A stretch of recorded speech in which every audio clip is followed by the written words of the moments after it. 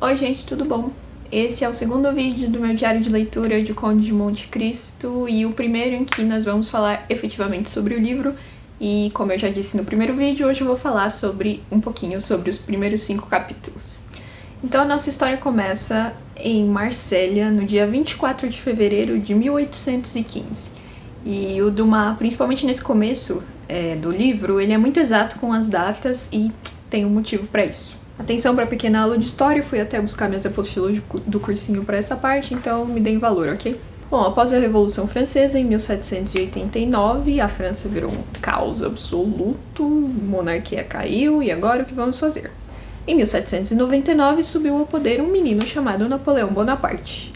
E entre consulado e império, ele ficou no poder até 1814, ou seja, um ano antes da nossa história começar, que foi quando ele conduziu a famigerada campanha na Rússia, em que ele levou os soldados no inverno para marchar pela Rússia e matou eles de frio e de fome. Os russos adotaram uma técnica de guerra chamada de terra arrasada, ou seja, eles iam deixando as cidades para se esconder mais para o interior e botando fogo em tudo. Então os soldados morriam não só de frio como de fome, porque eles não tinham como renovar as provisões.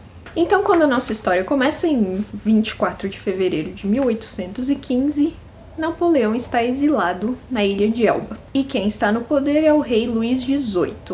Esse período é conhecido como a primeira restauração monárquica na França. E aí nós começamos acompanhando a chegada de um navio chamado Faraon no porto de Marsella e nos deparamos já com o nosso herói, o nosso menino, Edmond Dantès. Então o que acontece? Durante essa viagem da qual eles estão retornando, o capitão do navio morreu.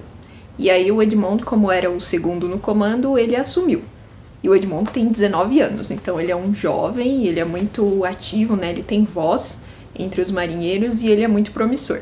Nós ficamos sabendo também, o que vai ser um dado muito importante pro complô, que o capitão, antes de morrer, pediu, e durante a viagem, pediu para ele parar em Elba e entregar um pacote a um general.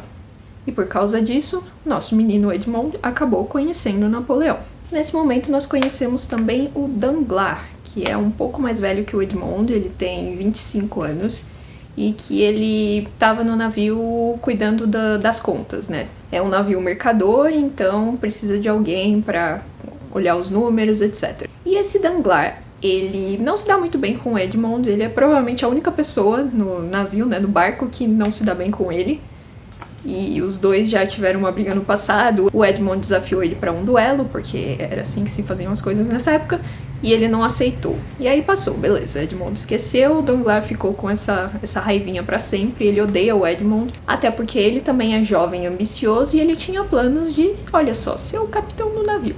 Muito bem, nós desembarcamos, eles desembarcam, e nós conhecemos o dono desse navio, o mercador responsável por esse navio, que é o senhor Morrel, que gosta muito do Edmond e tem planos de fazer dele o capitão. Esqueci de falar que o antigo capitão que morreu durante a viagem, ele também entregou uma carta pro Edmond, segundo o Danglars. Mas o Edmond não fala disso nesse momento. Então ele desce do navio, o Morrel convida ele pra jantar e ele fala, me desculpa, eu não posso, porque eu tenho 2 visitas muito importantes pra fazer. Primeiro, eu preciso ver meu pai, e segundo, eu preciso ver a minha noiva, Mercedes. E esse diálogo rápido, entre o Edmond e o Morrel, ele é muito interessante porque em poucas linhas a gente já consegue delinear o caráter de alguns personagens. Por exemplo, a gente já entende que o pai do Edmond, assim como ele, claro, os dois são pobres, mas que o pai dele, eles comentam alguma coisa do tipo, como será que o seu pai sobreviveu, porque você ficou alguns meses fora e tal, será que ele teve que pedir alguma coisa emprestado? E aí o Edmond responde, mas ele preferia morrer do que pedir alguma coisa pra alguém. Então a gente já percebe que que o pai dele é pobre, mas é orgulhoso. E aí quando o Edmond fala da Mercedes, o Morrel chama ela, a palavra que ele usa em francês é maîtresse. Eu acredito, não sei como está nas traduções, não lembro das traduções que eu li, mas eu traduziria como amante. E o Edmond corrige para fiancée, que é noiva. Isso chamou muito minha atenção porque a Mercedes, ela é catalã.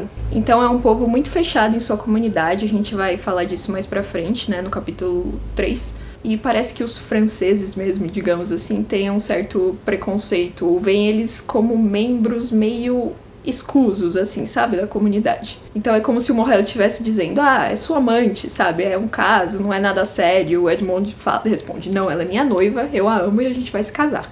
E aí depois disso o Edmond pede alguns dias de folga, porque eles já vão se casar, né, ele já tá planejando o casamento, que o casamento aconteça, e ele também diz que tem uma missão a cumprir em Paris.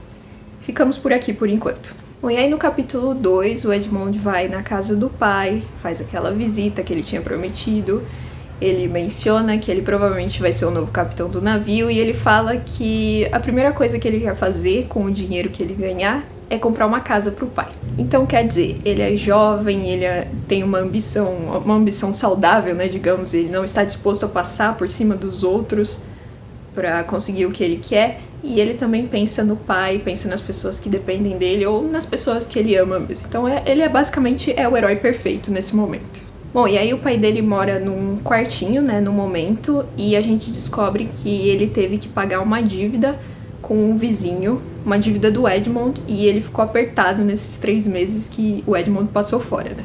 E aí o Edmond quase tem um ataque do coração, fala, meu Deus, como eu deixei meu pai passando necessidade, não sei o quê. E aí nós conhecemos mais um personagem muito importante para essa trama, que é o Caderousse, que é o vizinho. Ele também é jovem, tem cerca de 25 anos, e ele é aquele tipo de pessoa, ele é liso, sabe? Ele sabe adular na quantidade certa, ele gosta de dinheiro, ele é um fofoqueiro, e o mais importante de tudo na personalidade dele é que ele é amigo do Danglars. Lembra? O que odeia o Edmond?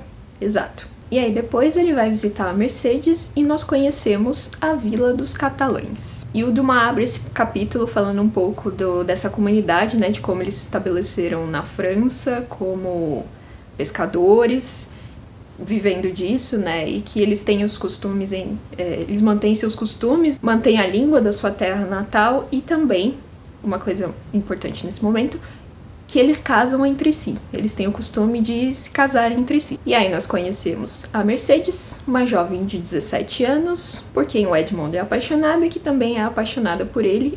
E conhecemos um primo dela chamado Fernand, que é soldado e é apaixonado por ela desde sempre. Mas ela até esse momento só vê como irmão, né? Aquela pessoa em quem ela confia, com quem ela conversa, mas sem sentimentos românticos. E aí, enquanto o Edmond e a Mercedes estão lá conversando e tal, né, matando as saudades, o Fernand vai conversar com quem? Com o Danglars e com o Caderousse. E eles ficam meio que atiçando ele, né? Você, catalão, esse seu sangue espanhol aí, você vai deixar esse cara levar a mulher que você ama, não sei o quê. E aí o Danglars lembra que o Edmond falou que vai a Paris realizar uma última tarefa pro capitão, né, o falecido. E ele tem uma ideia genial. Então aqui a gente tem não só uma briga de egos, como uma briga de paixões também. Porque o que o Fernand quer, o que ele gostaria de fazer é o quê? Matar o Edmond, simplesmente, e ficar com a Mercedes. Só que a questão é, a Mercedes ama o Edmond, e ela já falou pro Fernand que se alguma coisa acontecer com o Edmond, ela vai se matar. Então não é bem isso que ele quer, né? Que seja o desfecho. Então ele não tá disposto a fazer isso. E aí o Danglars joga no ar assim como quem não quer nada, sabe? Nossa, e se a gente fizesse uma denúncia anônima de que o Edmond é bonapartista? Afinal, ele parou na ilha de Elba e ele tem essa carta secreta que ele precisa entregar em Paris. Tá na cara que tem alguma coisa errada. E ele escreve e fala, isso é bobagem, haha, e joga fora assim. Só que o Fernand gostou da ideia. Então ele vai lá discretamente e pega a notinha amassada. Ficamos por aí. Assim, enquanto isso, o Caderousse, ele está nessa conversa também, tá? Mas ele está bebaço, assim. Passou da conta. E ele já tá aquele bêbado carente, sabe? Ele tá tipo, não, vocês não podem fazer isso, porque o Edmond é meu amigo, não sei o quê. Mas tá lá no grupinho conspirando. E por fim chegamos ao capítulo 5, em que é retratado o almoço de noivado do Edmond e da Mercedes. Então eles estão lá na festa e aí o Edmond pega todo mundo de surpresa falando que eles vão se casar naquela tarde mesmo. Que os papéis já estão arranjados, que tá tudo certinho e que eles só precisam ir lá na igreja depois que a refeição acabar. Eu achei essa parte muito divertida porque ele fala que os documentos já foram arranjados, tudo certinho, que eles vão ter comunhão de bens, porque os dois não tem nada mesmo, então assim, não tem o que roubar um do outro. Então, quando eles estão saindo pra igreja, chega o comissário de polícia e prende o Edmond. E todo mundo fica, oh, meu Deus, o que está acontecendo? E aí o Moher, né, o chefe do Edmond, o patrão, sei lá, como se dizia na sociedade burguesa do século XIX.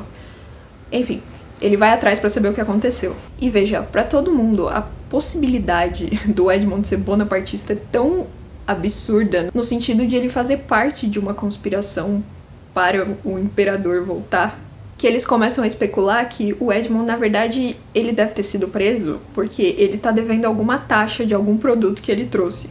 Tanto que o pai dele fala, é verdade, ele falou que ia me trazer um café, não sei o que, meio contrabando assim, né, mas acho que essas pequenas coisas passavam nessa época. Mas enfim, o Moher volta e diz que a acusação contra o Edmond é que ele é bonapartista. E aí não tem mais o que fazer nesse dia, então a Mercedes e o Fernand voltam pra Vila dos Catalães, né? Os dois muito chocados, assim, por motivos diferentes, né? A Mercedes, claro, perdeu o noivo. E o Fernand, né, acho que caiu alguma culpa, sei lá, alguma tensão sobre ele por causa do que ele acabou de fazer, né? E daí o Caderousse começa a conectar os pontos na cabecinha dele, né, e fala, foram vocês, você, Danglars, e o Fernand que fizeram isso. E aí o Danglars fala pra ele, você fique quieto, porque você estava lá também, então você vai ser cúmplice se a gente for descoberto. E aí terminamos esta primeira parte com o Danglars sendo nomeado capitão interino do navio, que era tudo que ele queria. Então esses primeiros capítulos, eles são bem densos, porque nós somos apresentados... Primeiro, nós somos jogados no meio dessa situação, né, e somos apresentados a muitos personagens, mas são todos importantes pra trama. E já dá pra começar a entender que o Edmond não tinha a menor chance desde o início. Primeiro porque ele é muito jovenzinho e felizinho com a vida, ingênuo, então ele não vê o perigo na cara dele, sabe? E aí tem todas essas pessoas, Danglars por motivos profissionais, o Fernand por motivos pessoais. O Caderousse só, ele tá lá pelo rolê mesmo, pela zoeira, pela fofoca que vai rolar depois, então assim, o rolê dele é esse mais ou menos. Depois nós temos a Mercedes, que é também a nossa típica heroína de romance, ela é jovem, ela está apaixonada, ela é pura, inocente, ela é ou pelo menos parece ser, né, o pouco que a gente vê dela, parece ser uma pessoa boa, uma do bem, assim, digna, né, praticamente um ícone sem defeitos. E do outro lado nós temos os dois senhores que...